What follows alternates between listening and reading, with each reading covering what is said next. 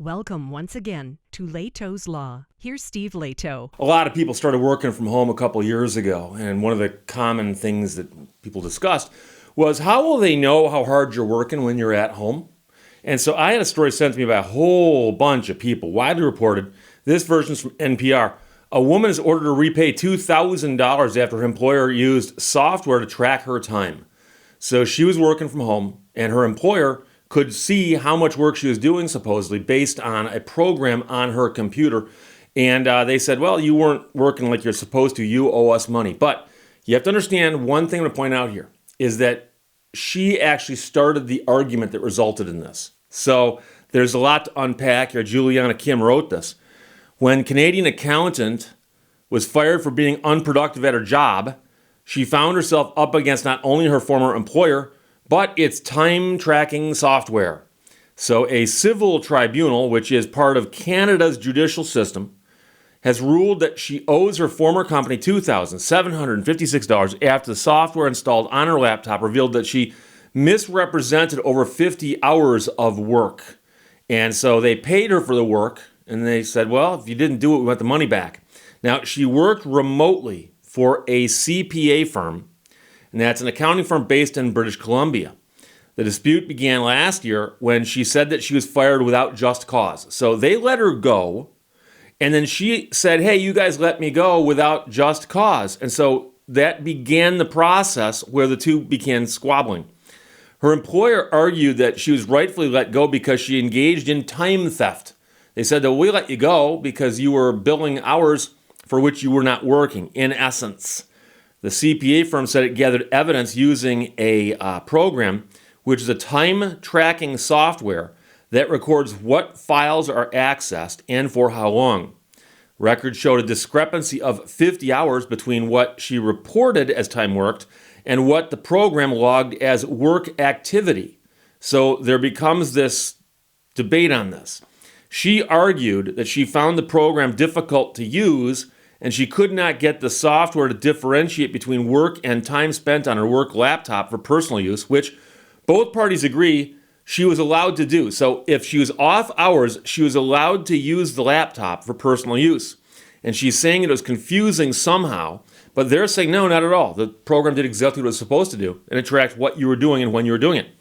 In video submitted to court, a CPA firm showed that the program is able to record when and how long employees access work-related documents and to differentiate from when they're on non-work sites, such as streaming services like Disney+. The company makes the final distinction between work and non-work activities, and this is all based on electronic pathways, they say. Their words, not mine. So the woman argued that she spent a significant amount of time working with paper documents, but didn't tell her company that because they wouldn't want to hear that. However, the program also tracks printing activity, and the company found no evidence that she printed a large volume of documents. So she's saying, look, they want me to work on the computer, and I'm an accountant, and I'd rather work with paper. So I did a lot of the work with the paper, and I still submitted time for that on my billing statements, but it wouldn't show up on the computer thus, right? So when confronted with the 50 unaccounted hours, she told her manager that she inaccurately logged some hours in her timesheet. So then it appears that she says there may have been a discrepancy, just whether it's a full 50 hours or not. She said, I plugged time to files that I didn't touch, and that wasn't right or appropriate in any way or fashion, and I recognize that, and so for that, I'm really sorry. So that's a quote of hers. I've plugged time to files that I didn't touch, and that wasn't right or appropriate in any way or fashion, and I recognize that, and so for that, I'm really sorry. She said that in a meeting with her company, according to video cited in the ruling. So it sounds like the people who made this ruling actually saw some video of her saying that. That's what it appears to be in the story. Ultimately, the Civil Resolution Tribunal dismissed the woman's claims, but the court also ruled that she has 30 days to pay back her former employer for the unaccounted work hours she was paid for and other associated costs. A growing number of companies are using technologies to monitor its staff while they work from home. Employers see it as a tool to ensure workers aren't slacking off and improve efficiency.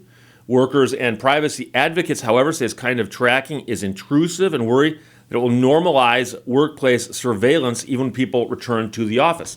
So again, procedurally, the woman is let go. She files a complaint and says they let me go wrongfully. So while they're litigating that complaint, they go, not only did we have a reason, but she owes us money. And that's one thing I often tell people is you got to be real careful.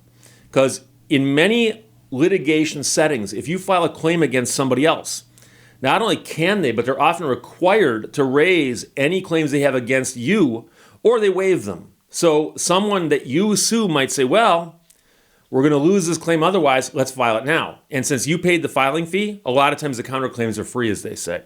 I can also tell you that this raises an interesting point with respect to attorneys, because a lot of attorneys will bill their time hourly and then charge somebody for that, whether it's their own client or whether it's the opponent. I mentioned before that in lemon law claims, if I sue a manufacturer on behalf of my client and we win that case, the manufacturer pays my fees to me.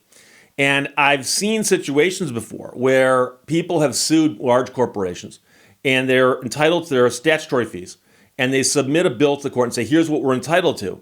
And now there's a couple different ways you can calculate what reasonable fees are, but quite often you simply show the court what you billed.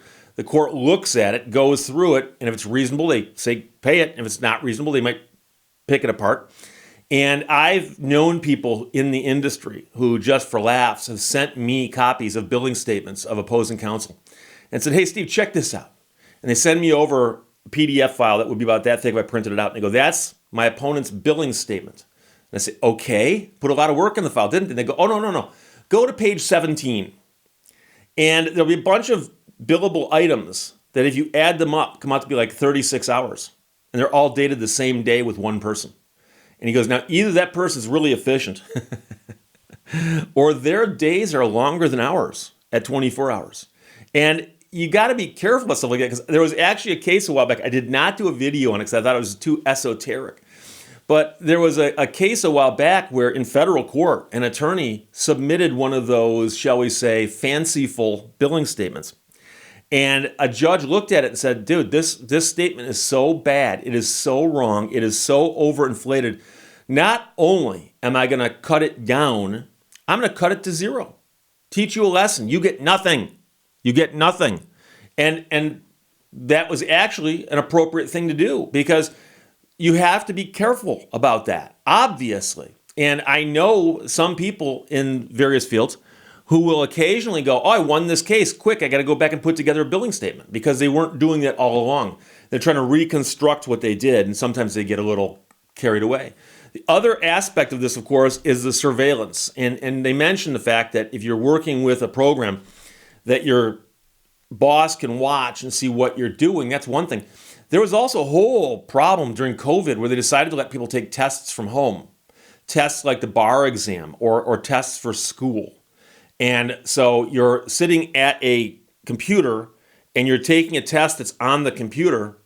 How do they know that there's not somebody right here who is somehow feeding you the answers?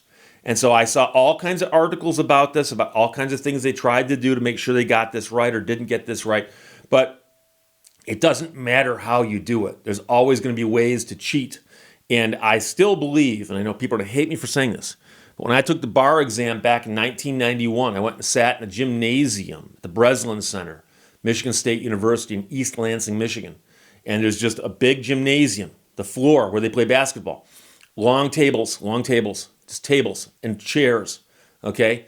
And you walked in and you found your place and you sat down. And somebody's over here, but they're far enough over I couldn't even touch them if I wanted to. Same thing over here. And they had people spread out, and while you're taking a test, they got proctors walking around. And I think that's the hardest environment within which to cheat. I think that is the best way to do it. I know people out there who are going, no, Steve, what if I want to type my answers? You know, once in a while, you might be forced to write something with a pencil and paper or a pen and paper. So there you go. But of course, a big chunk that's multiple choice. All you're doing is filling in circles. So here we go. The woman is ordered to repay $2,000 after her employer used software to track her time. And of course, that came back to bite her, because originally she had complained and said she'd been fired wrongfully. And the tribunal said, well, no, that was actually good, but you owe them money. So NPR ran the story. A whole bunch of people said it. Thanks a lot. questions, your comments, put them below. I'll just talk to you later. Bye-bye. Thank you for watching Lehto's Law. If a cluttered desk is the sign of a cluttered mind, what is the meaning of a clean desk?